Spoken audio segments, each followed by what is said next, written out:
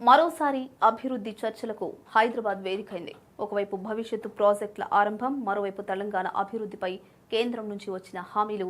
ఇలా హెచ్ఐసిసి వేదికపై జరిగిన కార్యక్రమం రాష్ట్ర అభివృద్ధి దిశగా కీలకంగా మారింది.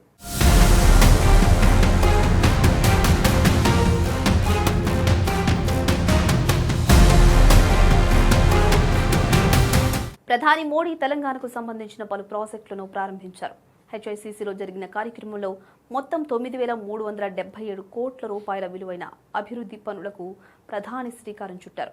ఇందులో వరంగల్లో ఏర్పాటు చేసిన కాకతీయ మెగా టెక్స్టైల్ పార్క్ ప్రారంభం ప్రధాన ఆకర్షణగా నిలిచింది. అలాగే గుడిబళ్ళూరు నుంచి మహబూబ్ నగర్ వరకు 4 లేన్ల రహదారి నిర్మాణానికి వర్చువల్ గా శంకుస్థాపన చేశారు మోడీ. ఈ ప్రాజెక్టు తెలంగాణలో పారిశ్రామిక అభివృద్ధితో పాటు రవాణా సౌకర్యాల విస్తరణకు దోహదపడతాయని కేంద్రం చెబుతోంది. హైదరాబాద్ సైబరాబాద్ సామర్థ్యం అంతర్జాతీయ స్థాయిలో ఉందన్నారు మోడీ. దేశ అభివృద్ధిలో హైదరాబాద్ కీలక పాత్ర పోషిస్తోందని చెప్పారు. ప్రస్తుతం నగరం ఉద్యోగ అవకాశాల కేంద్రంగా మారిందని, కొత్త ప్రాజెక్టుల ద్వారా మరింత ఉపాధి కల్పన జరుగుతోందని అన్నారు. వరంగల్ పీఎం మిత్ర పార్క్ దేశ టెక్స్టైల్ రంగానికి కొత్త దిశ చూపుతుందని తెలిపారు. దేశవ్యాప్తంగా రోడ్లు, రైల్వేలు, ఎయిర్పోర్ట్ల కనెక్టివిటీ పెంచేందుకు కేంద్ర ప్రభుత్వం కృషి చేస్తోందని మోడీ వివరించారు. తెలంగాణలో జాతీయ రహదారుల విస్తరణ గతంతో పోలిస్తే రెట్టింపు స్థాయికి చేరిందని అన్నారు. రైల్వే రంగంలో కూడా భారీగా పెట్టుబడులు పెరిగాయని చెప్పారు.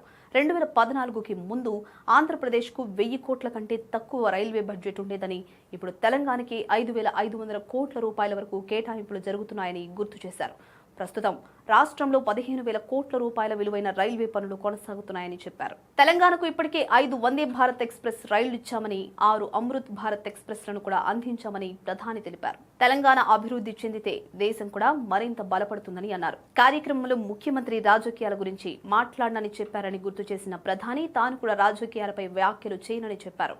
గత 10 ఏళ్లలో గుజరాత్కు ఎంత స్థాయిలో నిధులు అందించామో తెలంగాణకు కూడా అందే స్థాయిలో సహకారం అందించేందుకు సిద్ధంగా ఉన్నామని ప్రకటించారు. ఇక హైదరాబాద్ వేదికగా జరిగిన ఈ కార్యక్రమం ద్వారా తెలంగాణలో మౌలిక వసతులు, పారిశ్రామిక రంగం, రవాణా వ్యవస్థల అభివృద్ధిపై కేంద్రం ప్రత్యేక దృష్టి పెట్టినట్లు స్పష్టమైంది. ఇటు ఈ ప్రాజెక్టులు ఎంత వేగంగా పూర్తవుతాయి, ఎంత మేరకు ఉపాధి అవకాశాలు పెరుగుతాయన్నదే ఇప్పుడు ప్రధాన చర్చగా మారింది.